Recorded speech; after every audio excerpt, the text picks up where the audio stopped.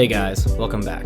In this video, I'll be going over the infamous handstand. The handstand, as stated in the name, requires us to hold our body up while on our hands. It's just one of those skills that looks and feels so cool to perform and something many of us would like to achieve. My handstand journey has been on and off for years and is something I'll make a video on in the future. But I've made plenty of mistakes, injuries, and had successful moments with my handstands. I want you guys to know though that I am very far from mastering this skill and I still have so much more to work on myself. But with the current experience that I've gained so far and having learned a lot from outside sources, I believe I can help give you guys a general breakdown of the handstand, some important factors, mistakes to avoid, and what you should know or focus on in order to start your handstand journey. Alright, so really quick, let's go over where you are at currently with your handstands. I've broken this down into 3 levels. Level 1, you have trouble with the idea or have a fear of being upside down. You've never attempted the handstand before or have ever experienced putting a lot of pressure into your hands. Level 2, you've attempted handstands already and have no fear of kicking up or just going for it, but you can't seem to hold yourself up or find balance easily. Level 3, you are currently able to hold a handstand position after a few attempts, but you may have some issues to work on. We'll get back into the levels in this video, and I'll be going over what you can focus on at your current level in order to continue progressing with your handstands. First, let's go over the handstand position. In a handstand, to keep it simple, you ideally want your elbows locked out with shoulders stacked over your hands, shoulders in an elevated position, and your hips stacked over your shoulders. Now, if you've been looking into handstands recently, you'll notice a lot of emphasis on the straight line, something that I'm still working on. This is definitely an awesome position to achieve, but I wouldn't hyper-focus into forcing this or let it prevent you from just getting better at holding a handstand when starting. There's a pretty good chance that you'll be in a banana back position when starting out, or maybe elbows a bit bent. Whatever the case may be, your body will find ways to make holding your unconditioned handstand easier for you. I wouldn't get too frustrated or upset if you are currently in this position. Even if it's not totally perfect, I believe it's more important to get better at actually holding yourself up on your hands for time and learning how to find balance before completely hyperfixating on making your handstand line straight in a freestanding handstand. You can work on that gradually as you continue to improve your overall handstand. Let's go over the wrists and shoulders. It's definitely worth warming up your wrists prior to any handstand training and strengthening them if needed. I won't go into a full in-depth routine here for the wrists, but here's a simple routine you can do prior to handstand training to help prepare you. To start out, take 60 seconds or so to shake out your hands a bit, maybe rotating your wrists and some active squeezing of the fist to get some blood flowing. Follow it up with some slow back and forth pulsing of the hands in a forward direction, side to side direction, and a backwards direction. 10 to 15 reps each way for about 2 sets is a nice place to start. You can pulse forward and back or rotate. I recommend entering each position gently at first with not a whole lot of pressure, especially if this is your first time applying pressure into your hands like this. Follow this up with a strengthening drill to further prepare the wrists. Here we'll use some slow finger push-ups. There are a multitude of ways to prepare the wrists. This is just a very simple routine to give you an idea of what you can do. When it comes to our shoulders in a handstand, we want to be strong in elevating the shoulders towards the ears to help create that stacked position we are looking for and to keep an active or strong base for the shoulders.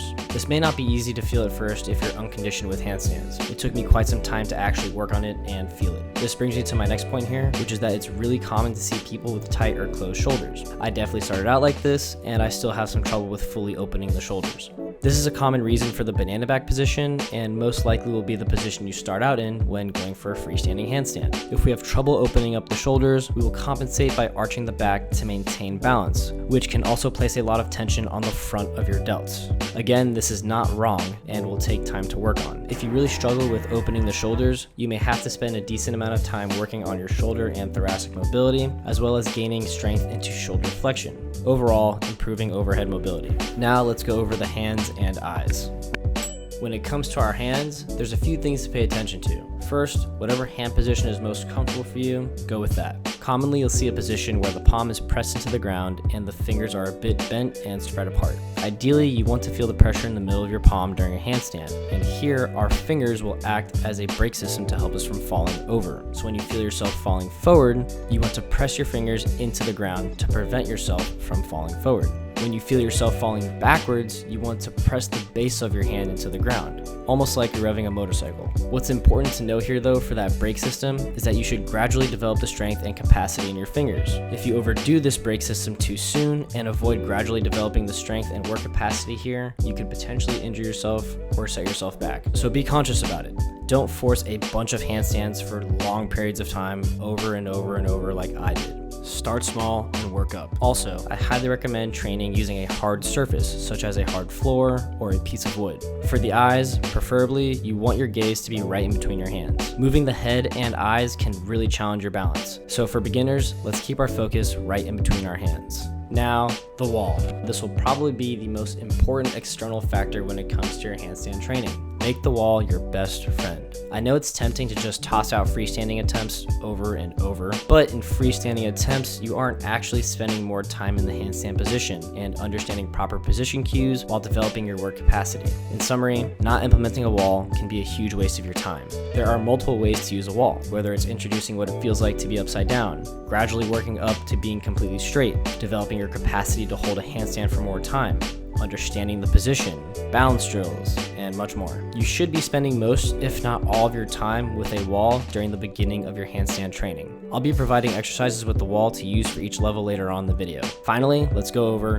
kicking up and falling down. There are a multitude of ways to kick up into a handstand. Kick up with one leg, kick up with both, go straight into a straddle. There really is no right way. Just manners that might be easier to help you find balance first, such as using the split leg technique. You can go with what feels natural at first, but stick to one in the beginning and use it until you become efficient kicking up into a balanced position. Rolling your hips into a stacked position over your shoulders is the goal. Whatever makes entering the position easier for you. Now what will take time is learning how much power to put into your kick in order to get into your handstand position. When I first started my handstand training, I would go back to wall and kick up with the intent of having my foot lightly tap the wall. If it hit hard, I overshot, and if it didn't touch, I undershot. I'd continue to practice this until I found my sweet spot in the kick up, and it personally helped me out. But the downside here is not having the ability to learn how to fall forward, which brings me to my next point. Learning how to fall is a crucial aspect to the handstand, especially for beginners, and is something that I'm learning more about from Matthew Smith and his handstand program,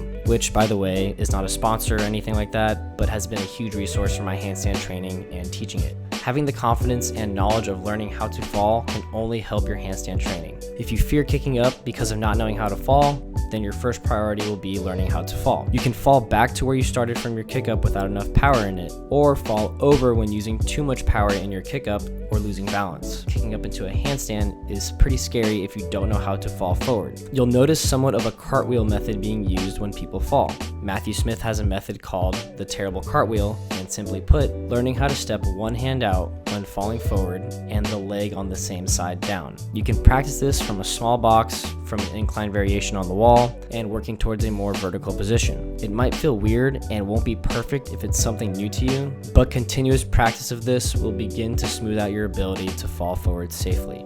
Alright, now with all that, let's go over each level and some recommended exercises to use in your level so that you can begin working on improving your handstand. Level 1. The main focus here will be introducing pressure into the hands with straight arms, gradually entering easy positions that will place you upside down, practicing shoulder elevation, and practicing easy variations of how to fall forward. Here we're starting with a straight arm plank to bent knee pike position. The goal is to keep the arms straight, walk into a bent knee pike position, and try to bring your hips above your shoulders as much as you can. We can get used to feeling pressure in our wrists here while getting an idea of an upside down gaze. Move at your own pace and comfortability. For bonus points, try to elevate the shoulders or push the ground away when you get into the pike position.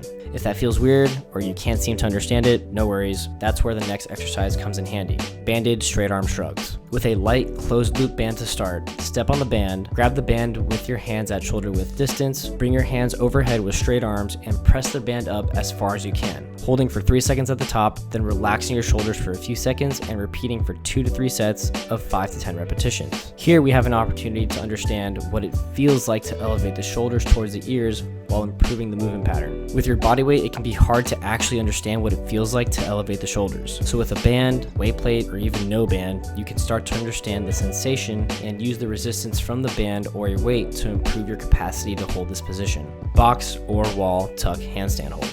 Here we can get a better idea of what it will feel like to have our feet elevated while having our hands on the floor. If you have the upside down fear and are unconditioned, please take a gradual approach to this. There is no rush. If you prefer to use a small box to elevate your feet first, you can do so. The further your hands are from the box or the wall, the easier it is. For now, when you are coming out of the position with the box, use one leg at a time. And from the wall, same concept coming forward.